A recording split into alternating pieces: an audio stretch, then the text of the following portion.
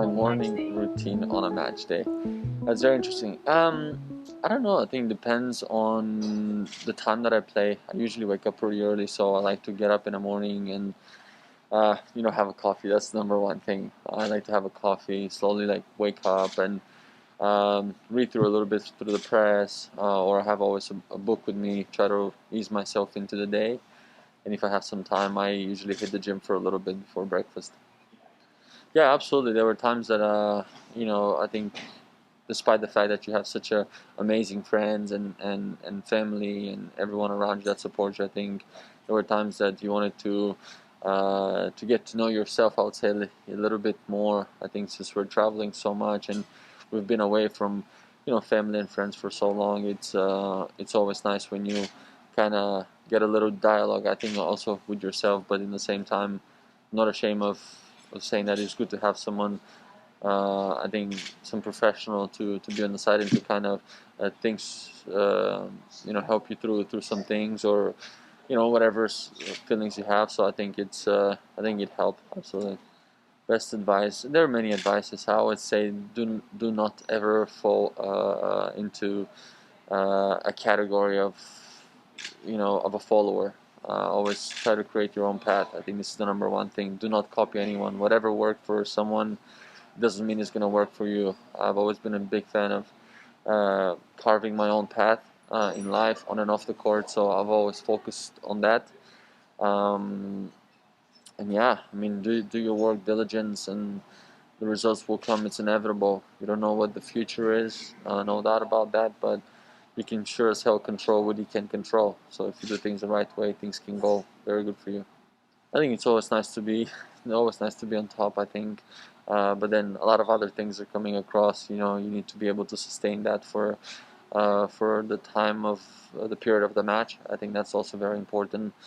I think obviously being an underdog always, I think, helps a lot, but uh, I think I'm in a different stage of my career that those things, that doesn't really matter for me anymore. I play for the game. I like the game, and I think that's just what it is. And I think tennis helps me for many other aspects in my life.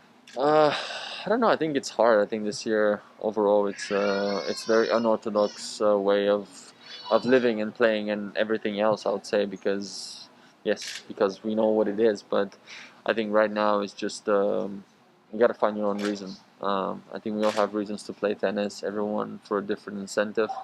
Um, Mine are very simple right now, and I'm just following and focusing on one day at a time, because I think this is probably the most important thing right now. Tennis is an ongoing process. Even I think I'm going to improve to the end of my career. Nobody learns how to play tennis for good. I always like to say this. They always say 10,000 hours, and then you're going to be the craftsmanship of your sport. But in our situation, it's such a complex sport that it requires so much more every year, and you need to also alter your preparation, your game, your approach. So there's so much is going on, so much is changing until you play your last match. Best friend on tour. I don't know. I have so many best friends on tour. I mean, honestly, like I'm very friendly with everyone. Out on tour, I think we're seeing each other week in and week out, and now we even spend even more time with each other, and in the bubble, we get to experience a lot more. I cannot pinpoint one person. It's not fair, I think, right now, but we're very tough but fair in the same time. Whew. I think there's a lot of what I really love, I would say, in the game, I would say, is that everyone's got such a diversity. We all have such a diversity of different type of game and shots and everything. So I can take a lot of different shots from other players, no doubt about it. But when it comes to some importance, I think, of the game, I still want to keep my own. But um, I don't know, honestly. It's just it's such a complex, again, such a complex sport. Like, I can take from 8 different players 8 different shots. Actually, I'm a pretty good cook, so I don't know. Try me, ask me anything, anything. Honestly, I can cook pretty much anything. I've learned that a lot from my mom. During the quarantine, I was actually able to start some new things, so I was very intrigued by it. Unfortunately, I don't have much time when I'm preparing for a tournament, and I come back home at 7 o'clock, and I'm just so tired to cook or anything like that. But I'm very good at making like chicken gnocchi, for example. Like I just love that a lot. Moussaka, that's Bulgarian food again. Yeah, so many like different things like that. I just love to experiment. Fish, any type of fish, I can do it anytime, anywhere, pretty much, if I have the necessary things, of course. So yeah, I don't shy away from the kitchen. Yes and no. Yes, because obviously the pressure is a little bit low, and you don't feel those kind of expectations, so to speak. But in the same time, when you're tough in the match and down and everything, you always feed off their energy.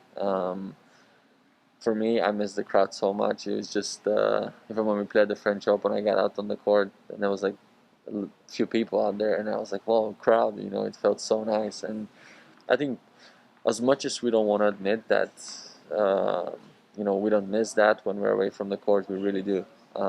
I, for one, do, and I've been very honest on it. I think also without the support, without the fans, and obviously those kind of questions coming from them and everything, we would not be what we are. And I mean, we don't.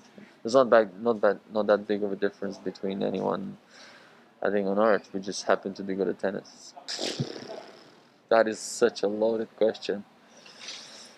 I started playing tennis when I was 3 years old. Um, you know, it was just never anything else for me in life. I think my dad was a tennis coach, my mom was a former volleyball player, so was in my genes. But ever since I held a racket for the first time, it was just nothing else for me. That's why even when people are asking me what I would have done if I didn't play tennis, I could never answer that question because I never had anything. I never had the alternative. So yeah, I guess it's in my veins. Like sometimes it's hard to admit, but I guess I have to.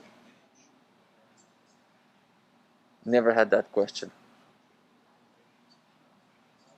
Uh, I don't know. I don't know. Um,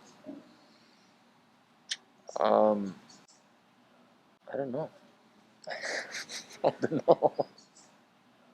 Yeah, I mean, maybe I'll play one day with someone, and then who knows? I don't know. Cowboy. I don't know. I wonder what else. Favorite profession. I always like love. I love like racing. I love driving cars. I like anything that is adrenaline. Adrenaline.